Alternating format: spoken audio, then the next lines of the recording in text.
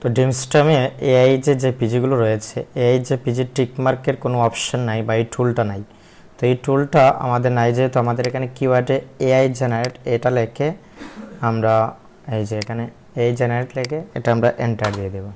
তাহলে এটা বুঝতে পারবে, যখন রোবটিং সিস্টেমে বুঝতে পারবে যে এটা এআই দিয়ে জেনারেট করা হয়েছে। আর টাইটেলটা আমরা বারবার বলতেছি, এখানে অটো ফাইলে গিয়ে আপনারা এগুলো অন করে দিবেন।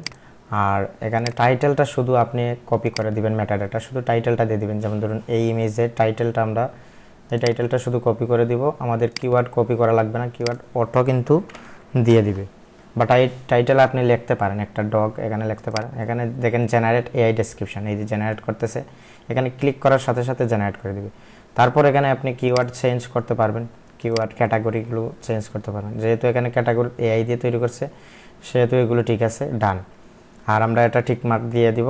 আর এখানে সেল রাইট এটা দিয়ে দিব, আর রিকমেন্ডেড প্রাইস দিয়ে দিব, কাস্টম প্রাইস দিব না, ডান করে দিব, সাবমিট হয়ে যাবে।